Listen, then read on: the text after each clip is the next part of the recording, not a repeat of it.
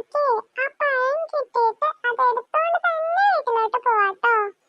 നമുക്ക് ആ അങ്കിള് ഇവിടെ എവിടെയെങ്കിലും ഉണ്ടോന്ന് നോക്കാം. എടി, അതെ അങ്ങോട്ട് നോക്കിയേ. ദാ അങ്കിള് ദാ അവിടെ. എന്നാലും ഈ പഴം ഇതെവിടെ പോയി?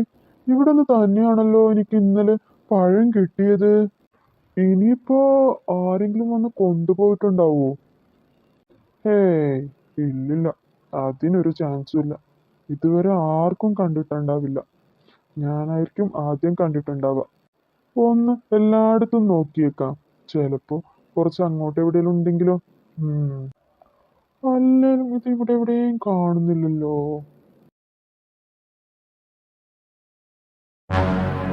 അല്ലാണ്ട് റബ്ബേ, അയ്യോ, ഒരു വലിയ കയ്യല്ലേ ആങ്കിളിന്റെ അടുത്തോണ്ട് പോയത്. എടി, അവിടെ എന്തോ ഉണ്ട്, വലിയ കൈ ആങ്കിളിനെ എടുത്തോണ്ട് പോയി. അതെ അതെ, ഞാനും കണ്ടതാ, വലിയൊരു കൈയല്ലേ ആങ്കിളിനെ വലിച്ചോണ്ട് പോയി. ആ അതെ, ഞാനും കണ്ടു.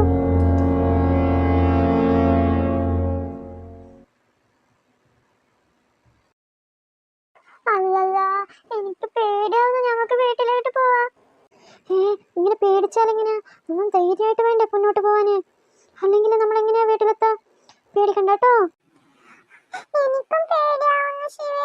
നമ്മൾ ഇനി എങ്ങനെ വീട്ടിലോട്ട് പോകും? എനിക്കും വല്ലാണ്ട് പേടിയാവുന്നു. അയ്യോ, എനിക്ക് അമ്മയെ കാണണം, ഇപ്പൊ കാണണം. എനിക്ക് എന്റെ അമ്മയെ ഇപ്പൊ കാണണം. അയ്യേ, ഇതിനൊക്കെ ഇങ്ങനെ കരഞ്ഞാലെങ്ങനെയാ പൈങ്കിളി? ഇങ്ങനെ കരഞ്ഞാലെങ്ങനെയാ നമ്മുടെ വീട്ടിലെത്താ? അതുകൊണ്ട് കരയണ്ട കേട്ടോ, കരയരുത്.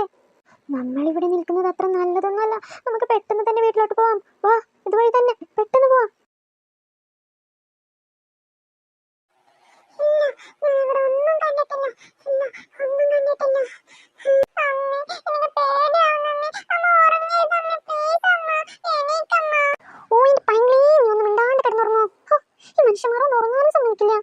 എടി, ഞങ്ങൾക്കാണെ രാവിലെ മുതൽ വൈകുന്നേരം വരെ പണിയോട് പണിയായിരുന്നു. എന്നിട്ട് കുറച്ച് രാത്രി ഇങ്ങനെ കുറച്ച് ഉറങ്ങാൻ വെച്ചാൽ അതിന് നീ സമ്മതിക്കില്ലല്ലോ. അമ്മ, എനിക്ക് പേടിയാവുന്നു, പ്ലീസ് അമ്മ.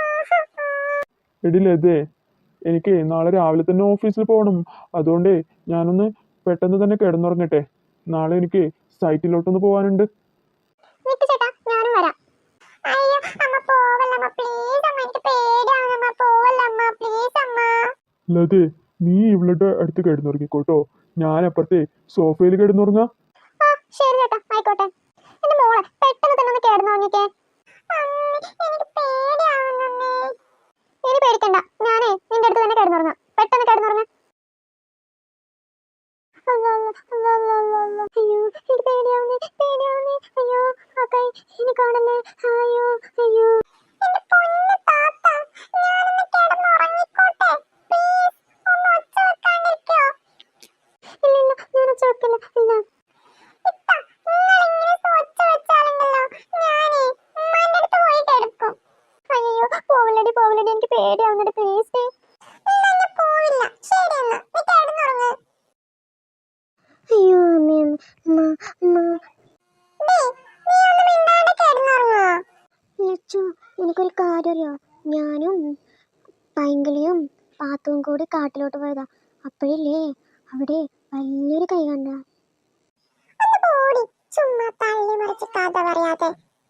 അല്ല ലച്ചു, ശരിക്കുള്ളതാ, ശരിക്കും ഞാൻ സത്യം പറഞ്ഞതാ.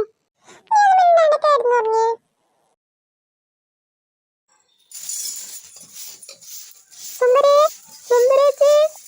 ആ, നിങ്ങളോ? ഇങ്ങോട്ട് പോരെ. സുന്ദരിയക്ക, ഞങ്ങൾ കേട്ടതൊക്കെ നേരാണോ? കുമാരേട്ടന് എന്താ പറ്റിയേ? ഒന്നും പറയണ്ട ആമിനെ, നിങ്ങൾ തന്നെ ചെന്ന് നോക്ക്. എനിക്ക് തന്നെ അറിയില്ല എന്താ പറ്റിയെന്ന്. കുമാരൻ എവിടെയാണ്?